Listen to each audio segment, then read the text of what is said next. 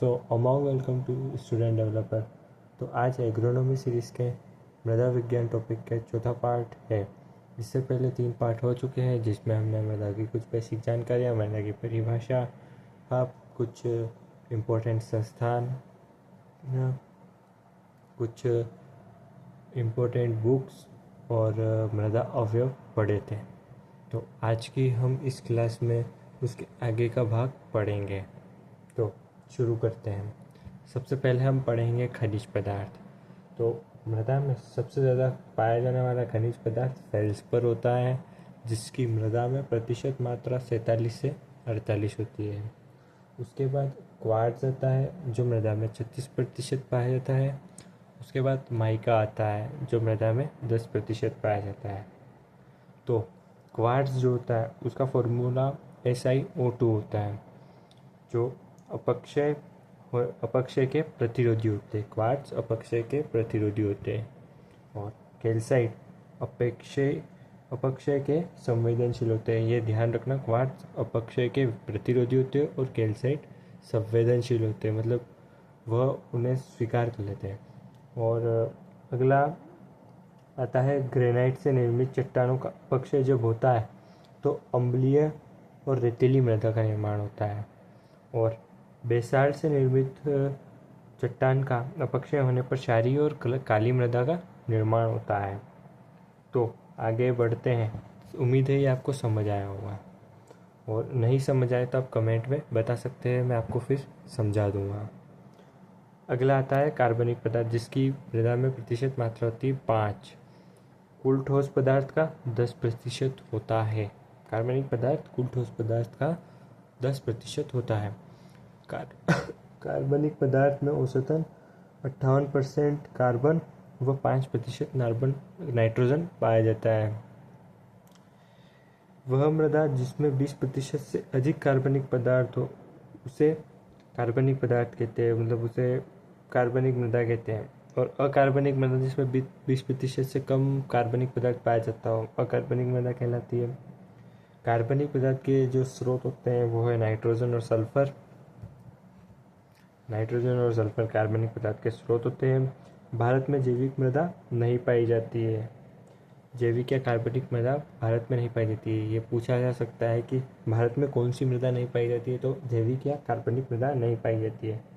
कार्बनिक मृदाओं में ओडर जो हिस्टोसल होता है ना, वो भारत में नहीं पाया जाता है। इस ओडर के बारे में हम आगे भी बात करेंगे, इसकी डिटेल से चर्चा करेंगे। तो कार्बनिक मृदाओं में ओडर हिस्टोसल जो भारत में नहीं पाया जाता है, क्योंकि कार्बनिक मृदा भारत में नहीं पाई जाती है। अगला टॉपिक है ह्यूमस।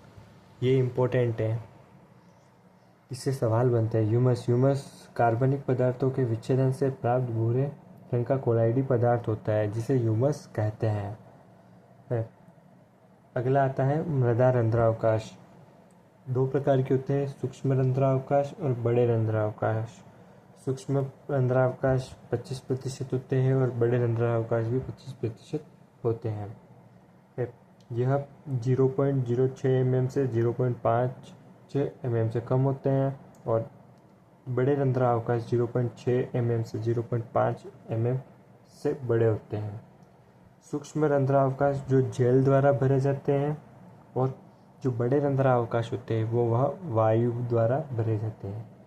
और सूक्ष्म रंध्रावकाश सर्वाधिक क्ले काली मृदा में पाए जाते हैं और बड़े रंध्रावकाश सर्वाधिक रेतीली मृदा में पाए जाते हैं।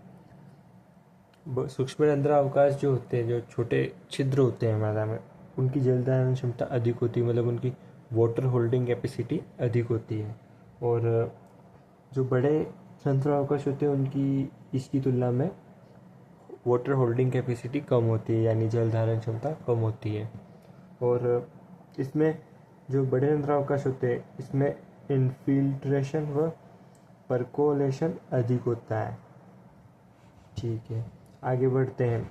जलमग्न अवस्था।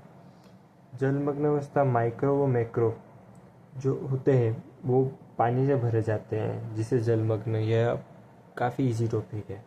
और क्रॉप लॉगिंग, यह HF क्लीमेंट द्वारा हवाई जगह पर इसका प्रयोग किया गया था और गन्ने में नाइट्रोजन की कमी को दर्शाता है क्रॉप लॉगिंग, किसमें गन्ने में नाइट्रोजन की कमी को दर्शाता है। और क्रॉप लॉगिंग और क्रॉप लॉजिंग दोनों में अंतर है। क्रॉप लॉजिंग फसल का गिरना मतलब फसल का आड़ा पड़ना क्रॉप लॉजिंग कहलाता है। इसमें फसल इसकी जो यह कारण होता है पोटेशियम की कमी। जब फसल में पोटेशियम की कमी हो जाती है तो फसल आड़ी पड़ जाती है।